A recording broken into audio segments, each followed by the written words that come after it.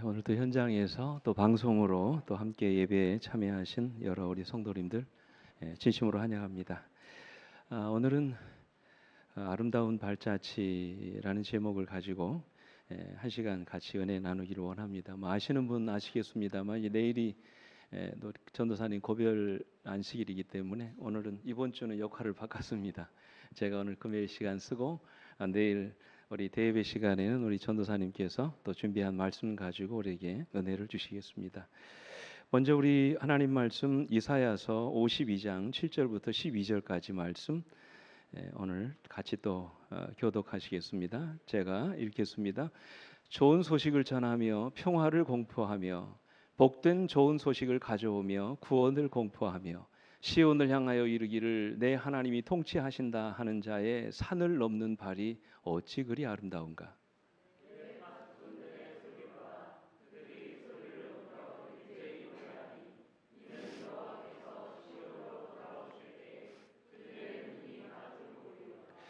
너 예루살렘에 항포한 것들아 기쁜 소리를 내어 함께 노래할지어다. 이는 여호와께서 그의 백성을 위로하셨고 예루살렘을 구속하셨습니다.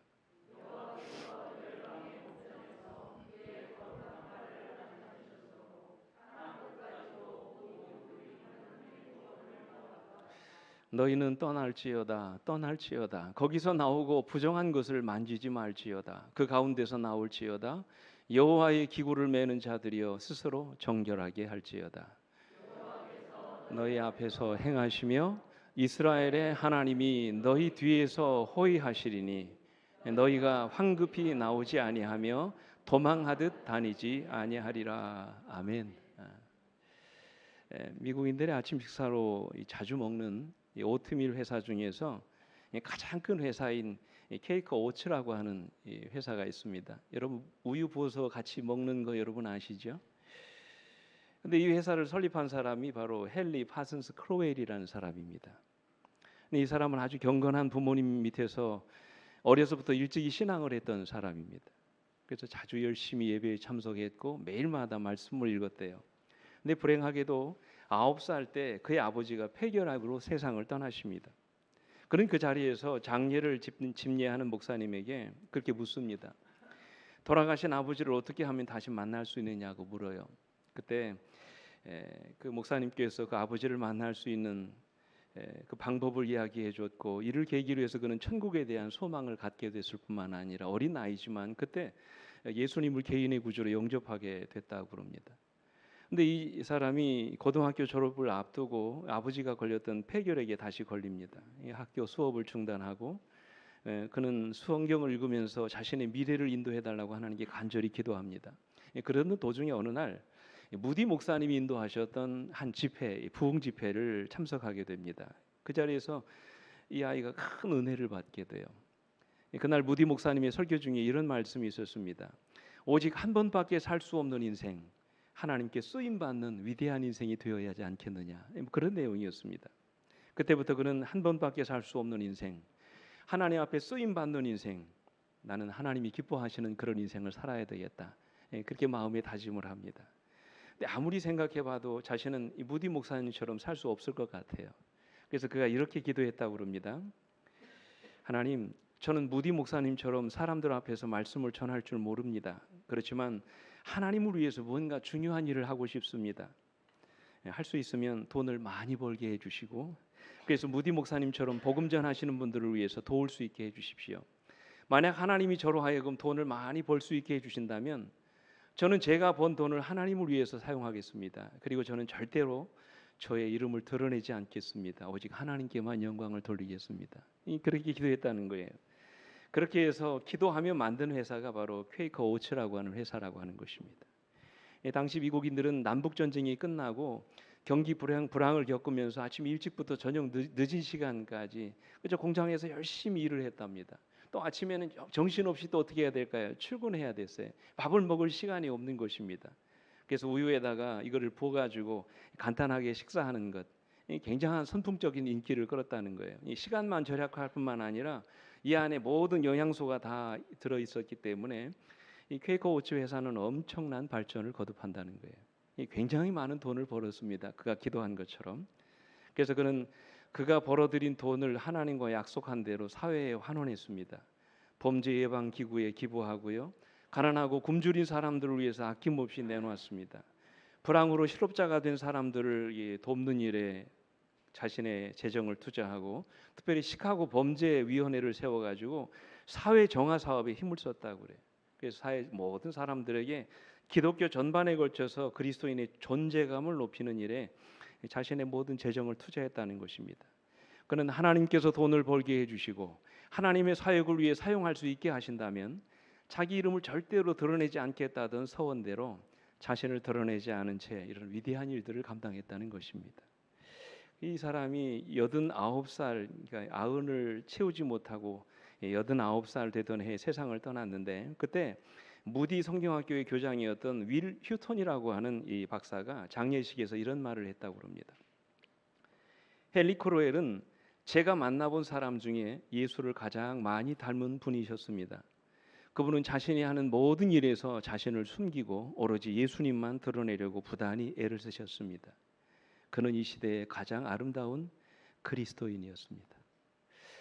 이 땅을 살아가는 그리스도인들이 세상에서 누릴 수 있는, 받을 수 있는 가장 아름다운 칭찬 가운데 하나가 바로 이것이 아닐까 생각합니다. 그는 이 시대의 가장 아름다운 그리스도인이었습니다. 우리 모두가 다 이런 칭찬과 존경을 받는 그런 그리스도인으로 살아가시게 되길 간절히 바랍니다. 우리가 어느 순간 인생을 살다가 이 세상을 떠난다 할지라도 우리가 살아온 삶의 뒤안길에서 누군가가 참 아무개는 진정 아름다운 그리스도인이었습니다 라고 칭찬할 수 있는 그런 인생을 우리 모두가 함께 살아갈 수 있게 되길 간절히 바랍니다. 전도서 기자는 이런 말을 했어요. 같이 한번 읽어볼까요? 시작. 좋은 이름이 좋은 기름보다 낫고 죽는 날이 출생하는 것보다 나으며 그랬어요. 그러니까 이게 무슨 뜻입니까? 우리가 여기에 있어서 재물을 모으는 일보다 더 가치 있는 일은 좋은 이름을 남기는 것이라고 하는 것이지요. 내가 인생을 살아가면서 내 주변에 있는 사람들에게 좋은 평판이나 인정을 받는 것은 우리가 재물을 모으는 일보다 더 중요한 일이라고 말씀하십니다. 오늘 여러분은 무엇을 남기기를 원하십니까? 오늘 여러분이 인생을 살고 난 이후에 여러분 주변에 있는 사람들이 과연 여러분의 인생을 살아온 인생을 돌아보면서 여러분의 인생은 어떤 인생이었습니다 라고 그렇게 말하기를 원하십니까? 오늘 여러분이 인생을 살아가며 남길 수 있는 가장 아름다운 삶의 자치, 그것이 진정 아름다운 그리스도인이었습니다 라는 그런 고백이 아닐까 생각합니다. 우리가 어떻게 하면 이렇게 아름다운 삶의 발자취를 남길 수 있을까요? 오늘 그 비결을 이 말씀 속에서 같이 좀 찾아보기를 원합니다. 아름다운 삶의 발자취를 남기려면 첫째로 좋은 소식을 전하셔야 돼요. 여기 7절 말씀을 같이 읽어볼까요? 시작. 좋은 소식을 전하며 평화를 공포하며 복된 좋은 소식을 가져오며 구원을 공포하며 시온을 향하여 이르기를 내 하나님이 통치하신다 하는 자의 산을 넘는 발이 어찌 그리 아름다운가 그랬어요. 이런 좋은 소식이 무엇입니까? 우리 그리스도인에게 좋은 소식이 뭐예요? 이 좋은 소식을 이사야 52장에서는 이스라엘의 구원과 회복을 말씀하신다고 그랬어요. 장차 포로되어 갔던 자들이 돌아오고 무너진 예루살렘이 다시 재건되고 하나님의 나라가 다시 회복된다는 그런 말씀. 이제 더 이상 하나님의 백성들이 이방 땅에 거류하고 이방인들의 압제를 받는 일이 없겠다는 말씀이에요. 이제 이방 땅에서 고통받고 괴롭힘을 당하던 백성들이 이제는 이 모든 고통에서 해방돼서 자유를 누리게 된다는 그런 소식입니다. 여러분, 이 얼마나 복되고 아름다운 소식입니까? 근데 이 말씀은 1차적으로 언제 성취됐어요?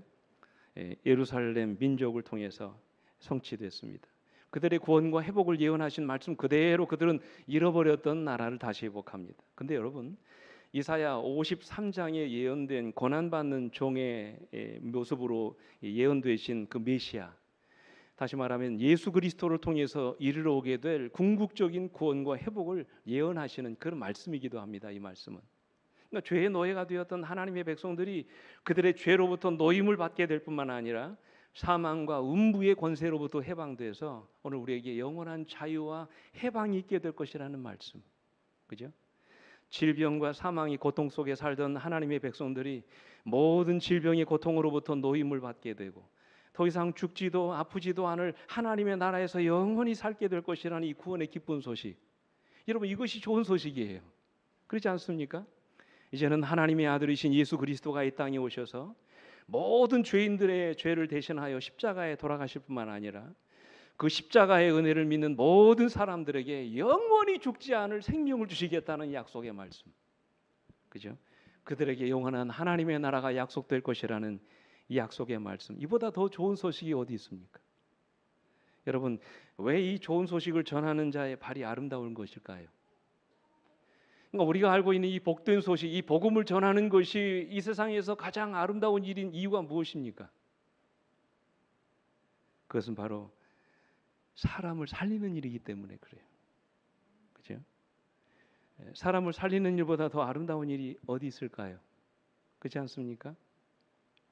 영원히 죽을 수밖에 없는 사람을 살려서 그로 하여금 영원히 살 수 있게 만든다는 것. 여러분, 그런 일보다 더 아름다운 일이 세상에 있을까요? 그러니까 우리가 아름다운 삶의 발자취를 남기려면 적어도 오늘 여러분과 저의 삶을 통해서 좋은 소식을 나누는 삶이 있어야 된다는 것이죠. 예전에 교회 안에 사택이 있는 그런 교회에서 이렇게 담임을 이렇게 할 때 보면 지나가는 거린들이 이렇게 종종 오십니다. 너무 배고파서 그러니까 한 끼 음식을 사 먹을 좀 돈을 달라고 이렇게 구걸을 하세요. 그러면 이제 그분들의 이야기를 듣고 뭐 5,000원 때로는 10,000원 그렇게 이제 꺼내서 이렇게 줍니다. 근데 그런 돈을 내주면서 제 마음속에 드는 생각이 그거예요. 이게 뭐냐면 야, 이것이 과연 이들에게 내가 줄 수 있는 최고의 선물일까? 그런 생각을 좀 해봤습니다. 단순히 떡을 나눠주는 것은 아름다운 일이 아닙니다. 그죠? 몇 푼의 돈을 쥐어주는 것은 결코 아름다운 일이 아니라는 말씀이죠. 그저 병 고침이나 받게 해주고 가난으로부터 벗어나게 해주는 것이 진정 우리 그리스도인에게 아름다운 일이 아니라는 것이죠. 아주 오래전에 1968년입니다. 꽤 오래전에 있었던 일이죠. 5월 18일 신영식이라고 하는 하사가 그날 밤 10시 20분에 경상북도 안동의 한 문화극장에서 그날 상영됐던 영화가 복수라고 하는 제목의 영화였습니다. 근데 영화를 보고 나오던 시민 400명을 향하여 수류탄 2개를 투척합니다. 그 자리에서 5명이 현장에서 죽고요. 무려 44명이 크게 다치는 엄청난 사고가 일어났습니다. 육군 소속의 신모 하사의 소행이었습니다. 이 사람이 어떤 사람이었냐면 고아원 출신입니다. 18살에 고아원을 떠났던 이 사람이 이제 갈 곳이 없으니까 군대에 입대한 것입니다. 아마 요즘에는 그런 고아들은 이제 군대를 가지 않은데 아마 그 당시에는 갔던 것 같아요. 늘 그는 자신의 인생이 불행하다고 생각했어요. 휴가를 나가도 만날 가족이 없는 것입니다. 제대를 하려고 해도 자기를 반겨줄 가족이 없다고 생각하니까 뭔가 가슴 속에 후미진 것, 이 공허한 것을 감출 수가 없었습니다. 세상을 비관한 그는 수리탄 2개를 가슴에 품고 탈영을 합니다. 제대하기 전에 자기가 자라난 안동 시내에 이제 가가지고 초저녁부터 술을 퍼마셨어요. 그리고 그날 밤 10시 20분에 극장 앞에서 영화를 보고 나오는 영화객들을 향하여 이제 수류탄을 던졌습니다. 현장에서 붙잡혔고 남한산성 곁에 있는 육군 교도소에 이제 갇히게 됩니다. 얼마 후에 군사 재판에 회부되고 드디어 사형 언도를 받게 됩니다. 매일같이 죽는 꿈에 시달리게 됐어요. 그 누구도 면회 오지 않았습니다. 누가 면회 와도 그를 만나려고 하지 않았습니다. 독방에서 자기 인생을 저주하면서 그렇게 불행한 나날을 보내고 있었습니다. 근데 어느 날 그 교도소 안에 있는 군목이 그 소식을 듣게 돼요. 시한부 인생을 살고 있는 그를 어떻게 해서든지 좀 도와야 되겠다 그런 생각을 했습니다. 여러 차례 면회를 신청합니다. 근데 계속해서 거부를 당합니다. 그러다가 어느 날 어렵게 이 사형수인 신영식 하사를 만날 수 있게 됩니다. 처음에는 아무 말도 하지 않고 그저 아무 말도 들으려고 하지 않았대요. 근데 군목은 그 첫 만남에서 사형수인 신영식 하사의 목을 끌어안고 그냥 하염없이 울었대요. 아무 말도 하지 않고 얼마나 그 영혼이 불쌍하게 느껴지든지 그저 아무 말도 하지 않고 그렇게 한참을 울었답니다. 그리고는 말하기를 당신을 이렇게 만든 것은 우리 모두의 잘못입니다. 나를 용서하고 우리를 용서해 주십시오.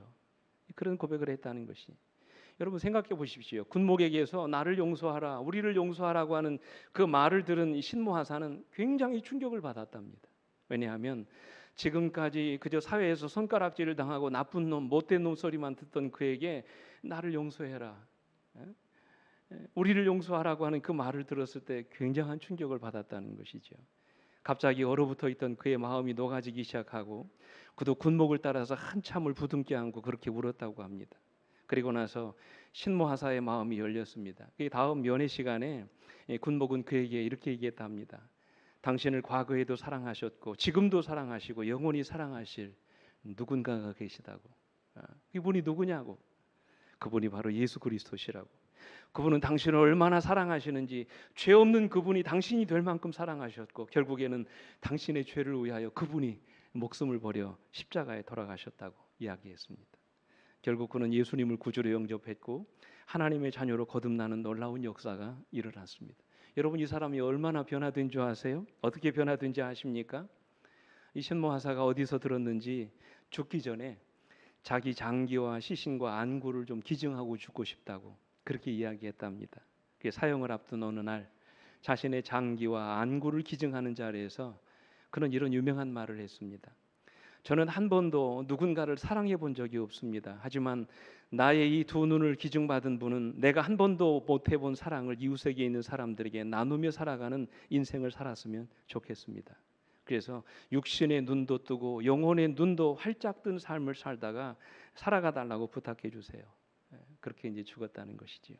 그리고는 자신이 평소에 부르던 찬송가 나 같은 죄인 살리신 그 찬미를 부르면서 인생의 마지막을 맞이하고 말았다는 그런 이야기예요. 비록 여러분 사형수로서 짧은 인생을 살다 갔지만 그런 예수 믿고 영원히 산 사람이 된 것입니다. 예수 없이 세상을 저주하며 불행한 인생을 살던 사람이 예수 믿고 하늘에 대한 소망을 품고 잠든 것입니다. 여러분, 이 얼마나 아름다운 일입니까? 영원히 죽을 사람을 살린 것이지요. 이보다 더 아름다운 일이 어디 있을까요? 영감이 그는 이렇게 말씀하십니다. 주께서는 그들을 어두움에서 불러내어 기이한 빛에 들어가게 하신 당신의 덕을 선전하기를 기대하고 계신다. 그들은 이처럼 풍부하게 받은 축복들을 다른 사람들에게 전달해야 한다. 구원의 좋은 소식은 각 나라와 족속과 방언과 백성에게 전해져야 한다 말씀하셨어요. 여러분, 진정 아름다운 삶의 발자취를 남기기를 원하십니까? 여러분과 저를 통하여 이 구원의 이 놀라운 소식들이 여러분 이웃들에게, 가족들에게 나누어지게 되길 간절히 바랍니다. 둘째로 우리 삶의 아름다운 발자취를 남기려면요, 죄로 얼룩진 삶에서 벗어나야 됩니다. 다시 말하면 때로 나를 넘어지게 하는 죄로부터 우리가 떠나야 합니다. 여기 11절 말씀에서 이렇게 말씀하시죠. 같이 읽어보겠습니다. 시작. 너희는 떠날지어다 떠날지어다 거기서 나오고 부정한 것을 만지지 말지어다 그 가운데서 나올지어다 여호와의 기구를 매는 자들이여 스스로 정결하게 할지어다 그랬어요. 우리가 진정 아름다운 발자취를 남기려면 우리 생의 모든 부정과 더러운 것으로부터 떠나는 인생을 살아야 된다고 말씀하세요. 이런 포로에서 돌아온 이스라엘 백성들은 그들의 실패를 뼈저리게 느끼고 그들을 멸망에 이르게 한 죄로부터 자신을 정결하게 했다고 말씀하세요. 그들로 사망에 이르게 한 모든 죄악으로부터 떠나 살기로 결심합니다. 그들로 이방에 포로되어 가게 했던 가증한 죄악으로부터 돌아서기로 결심합니다. 이러한 결단이 우리의 삶에도 일어나야 한다고 말씀을 하세요. 그래야 우리 인생이 아름답다는 말이죠. 미국의 복음주의 운동가 중에 1984년에 세상을 떠난 프란시스 쉐퍼라고 하는 신학자가 있습니다. 근데 여러분, 이 사람이 얼마나 많은 저서를 썼는지 수많은 사람들에게 감동을 주고 수많은 사람들에게 도전을 주었던 아주 훌륭한 신학자입니다.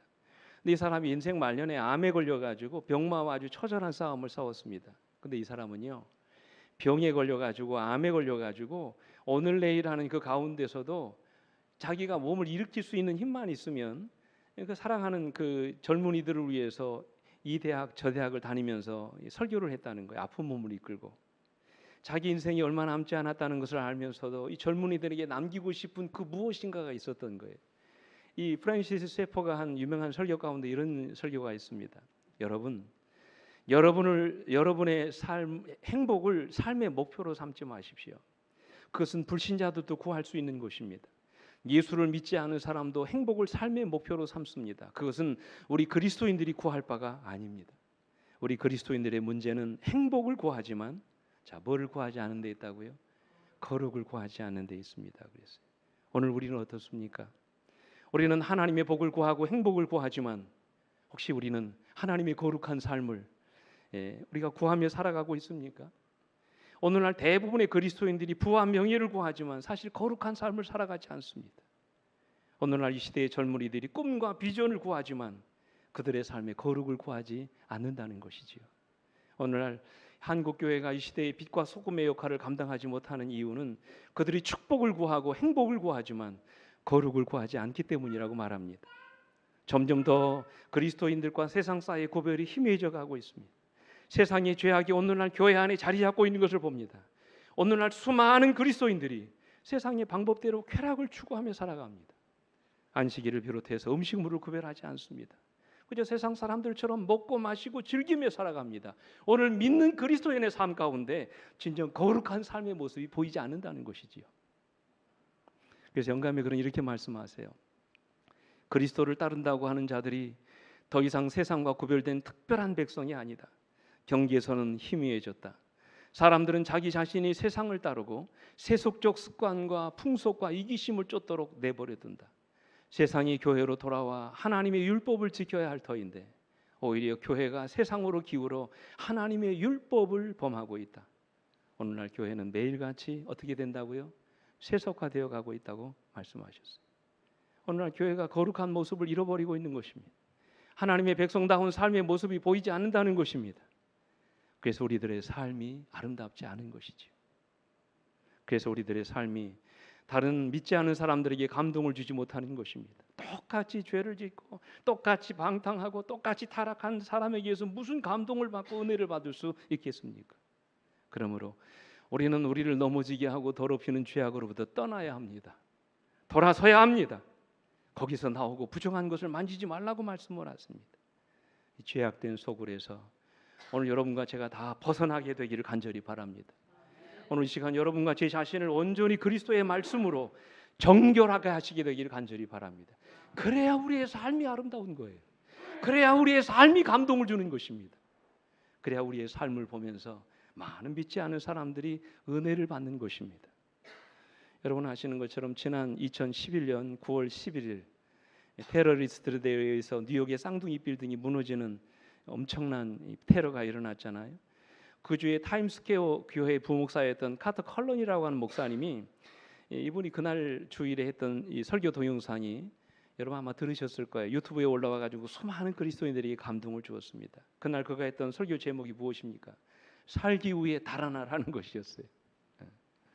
그날 테러의 현장에서 뉴욕의 경찰관들과 소방관들이 무너지는 건물 더미를 피해 달아나는 시민들을 향해서 뭐라고 외쳤습니까? 피하십시오. 살려면 도망치십시오. 달아나십시오. 막 그런 소리를 외쳤어요. 그래서 그날 설교에서 모인 성도들에게 똑같은 말로 호소했습니다. 살려면 뭐 하라고요? 달아나라고. 그날 설교를 그대로 잠깐 옮기면 이것입니다.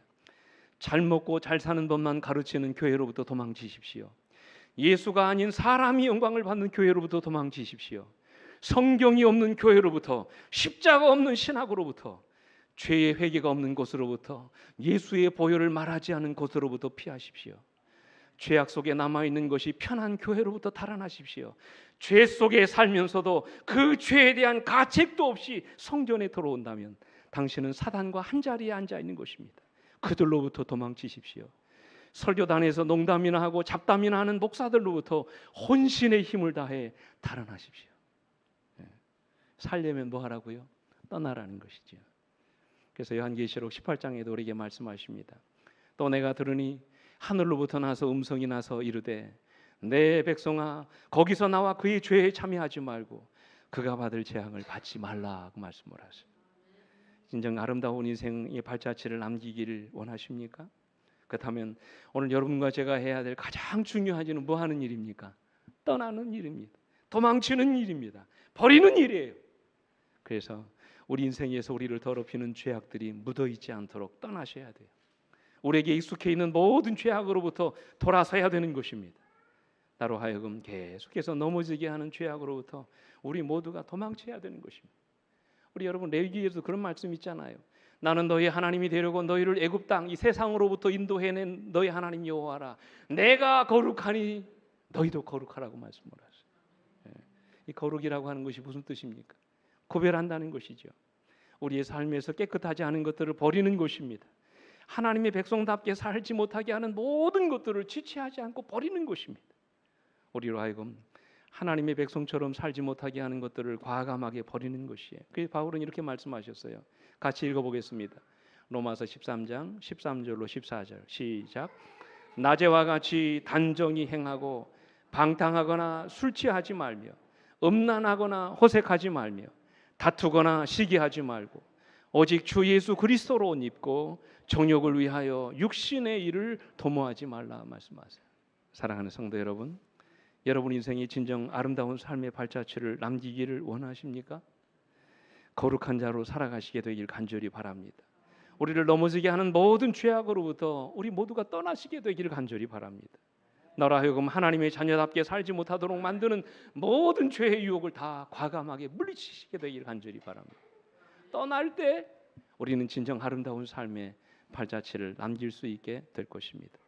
마지막으로 아름다운 발자취를 남기시려면 우리 평생 주님과 동행하셔야 돼요. 이제는 날마다 우리 주님과 함께 사셔야 합니다. 12절 말씀 같이 읽습니다. 마지막 말씀 12절입니다. 시작. 여호와께서 너희 앞에서 행하시며 이스라엘의 하나님이 너희 뒤에서 호위하시리니 너희가 황급히 나오지 아니하며 도망하듯 다니지 아니하리라 말씀하셨어요. 여러분, 여호와께서 우리의 앞뒤에서 우리를 호위하심으로 우리가 두려워할 것이 없다고 말씀을 하십니다. 우리의 삶이 아름다운 이유는 주님이 우리와 동행하시기 때문입니다. 우리 혼자서는 결코 아름다운 인생을 살아갈 수 없습니다. 매 순간마다 주님이 우리와 함께해 주시기 때문에 오늘 여러분과 저의 인생이 아름답게 되는 것입니다. 그래서 영감회교는 이렇게 말씀하세요. 우리가 은혜 가운데서 자라나는 것이나 우리의 기쁨이나 우리의 유용성이 모두 그리스도와 연합하는 여부에 달려있다. 우리가 은혜 가운데서 자라나는 것도 날마다 시간마다 그와 더불어 교통함으로 그의 안에 거함으로 말미암아 될 수 있는 것이다. 그는 믿음을 주장하실 뿐만 아니라 온전케 하시는 자시다. 그리스도는 처음과 나중이요 항상 계시는 자시다. 그는 우리의 가는 길에 처음과 나중에만 함께 하실 뿐 아니라 우리의 가는 길에 발자국마다 우리와 함께 하실 것이다 말씀하셨어요. 오늘 여러분 이 약속의 말씀 믿으십니까? 그래서 사도 베드로는 이렇게 말씀했죠. 너희 염려를 다 주께 맡기라. 이는 그가 너희를 뭐 하신다고요? 돌보시기 때문이라고 말씀하세요. 한 이야기를 드리고 이제 말씀을 정리하겠습니다. 여러분 이 세계적으로 유명한 그 미국의 유명한 골프스타 가운데 폴 에이징거라고 하는 사람이 있습니다. 이 사람이 1993년에 PGA 메이저 대회에서 우승하면서 이제 트로피를 받고 이제 축하를 받았는데 우승 트로피를 받아서 이렇게 올리는 순간 갑자기 오른쪽 어깨에서 통증을 느끼기 시작합니다. 병원에 가서 검사를 했더니 암이라는 것입니다. 충격적인 소식을 든 것이요. 의사 선생님이 말했습니다. 완치될 가능성이 전혀 없다고. 두려웠습니다. 절망했습니다. 이제 이 최고의 정점에 오르러 가지고 이제 뭔가 할 만한데 갑자기 암이 걸려 가지고 이제 어쩔 수 없게 된 것입니다. 하지만 이 사람은 신실한 그리스도인이었습니다. 절망 가운데 하나님 앞에 무릎을 꿇었습니다. 그리고 기도하기 시작했습니다. 그가 기도하는 가운데 하나님이 주시는 평안을 느꼈고 하나님이 고통 가운데 나와 함께 하심을 그가 깨닫게 됐어요. 근데 여러분 놀랍게도 이후에 그는 기적같이 암을 이겨냅니다. 그리고 다시 필드로 나가서 운동을 하게 됩니다. 그는 그 경험을 이렇게 얘기했어요. 이런 고백을 남겼습니다. 무슨 일이 일어날 것인지 하나님께서 말씀해 주신 것도 아니고 암이 다 없어질 것이라고 가르쳐 주신 것도 아니었습니다. 다만 무슨 일이 일어나더라도 하나님께서 나를 사랑으로 돌봐주실 것이라는 사실을 뼈저리게 느꼈습니다. 암 진단을 받은 지 2년이 지난 지금 제 몸엔 암세포가 하나도 남아있지 않습니다. 우리가 알아야 할 것은 살다가 힘든 일이 닥칠 때 무슨 일이 생기더라도 하나님은 항상 나와 함께 하실 것이라는 것입니다. 그리고 다른 사람들에게도 그것을 알려야 합니다. 암이라는 진단을 받은 후 절망 속에서 모든 것을 포기할 수 있었지만 그 어려운 상황 가운데서도 그가 꿋꿋이 살아남을 수 있었던 것은 하나님이 그와 함께 하신다는 믿음 때문이었다는 것이죠. 여러분, 지난 2010년에 혹시 여러분 이 사건 아십니까? 칠레의 광부들이 700m 그 갱도에 들어갔다가 거기서 지하 갱도가 무너져 가지고 며칠 동안 갇혀 있었습니까? 혹시 기억나세요? 69일 동안, 2달 조금 넘은 기간이죠. 69일 만에 극적으로 구조되잖아요. 역사상 최장 매몰 기록이라고 합니다. 초인간적인 역사지요. 물론 구조 작업에 헌신한 사람들의 도움도 컸지만 그들이 끝까지 버틸 수 있었던 가장 중요한 이유는 그들의 믿음 때문이었다는 것이죠. 어떤 믿음입니까? 어떤 상황 속에서도 하나님이 그들을 버리지 않으시고 그들과 함께 하심을 믿었던 것입니다. 그래서 그들이 그 갱도에서 나온 다음에 이런 유명한 고백을 하잖아요. 우리는 33명이 아니라 34명이었다. 왜냐하면 하나님이 우리와 함께 해 주셨기 때문이다. 그래서 이처럼 하나님이 우리와 함께 하신다면 어떤 상황에서도 우리는 승리할 수 있습니다. 믿으십니까? 전능하신 하나님이 우리의 앞과 뒤에서 우리를 호위하시고 가장 좋은 길로 오늘 여러분과 저를 인도해 주신다고 약속해 주셨습니다. 그래서 로마서 8장 28절에 저는 이 말씀을 참 좋아합니다. 우리가 알거니와 하나님을 사랑하는 자 곧 그의 뜻대로 부르심을 입은 자들에게는 모든 것이 합력하여 뭐를 이룬다고요? 선을 이룬다고 말씀을 하세요. 말씀을 마칩니다. 오늘 여러분 인생에 아름다운 발자취를 남기기를 원하십니까? 삶의 모든 순간마다 우리 주님과 동행하시길 바랍니다. 여러분의 인생의 모든 짐을 다 주님께 내려놓으시게 되기를 간절히 바랍니다. 우리가 그분을 의지하면 그분이 우리 모든 문제를 해결해 주신다고 약속하셨어요. 이 시간 우리들의 삶의 모든 걱정, 근심, 고통 다 내려놓게 되기를 간절히 바랍니다. 우리의 짐을 대신 져주시는 전능하신 여호와 하나님이 여러분과 저의 인생을 아름답게 빚어 주실 것입니다. 이 약속을 믿으시고 끝까지 우리 주님과 동행하시는 여러분과 제가 되기를 간절히 바라면서 말씀을 마치겠습니다. 우리 함께 머리 숙여 기도하시겠습니다. 자비로우신 아버지 하나님, 오늘 또 우리와 함께 하신다고 약속해 주시니 감사합니다. 때로 그것이 고통이든 슬픔이든 기쁨이든 행복이든 어떤 순간을 막론하고 여전히 우리 하나님의 사랑이 나와 함께 하심을 믿습니다. 절망하지 않게 하시고 낙심하지 않도록 우리를 붙들어 주옵시며 끝까지 하나님 신뢰하고 믿음으로 승리하는 저희들의 삶이 되도록 하나님 인도해 주시옵소서. 진정 우리 주님처럼, 사도 바울처럼, 그리고 우리 믿음의 노독들의 삶처럼 우리의 삶의 뒤안길에서 살아온 모든 삶의 발자취를 돌아볼 때 진정 우리 모두의 삶이 아름다운 인생의 발자취를 남길 수 있게 되기를 아버지 원합니다. 우리의 삶을 그렇게 아름답게 빚어 주시옵소서. 사랑이 많으신 예수님 이름으로 간절히 기도합니다. 아멘.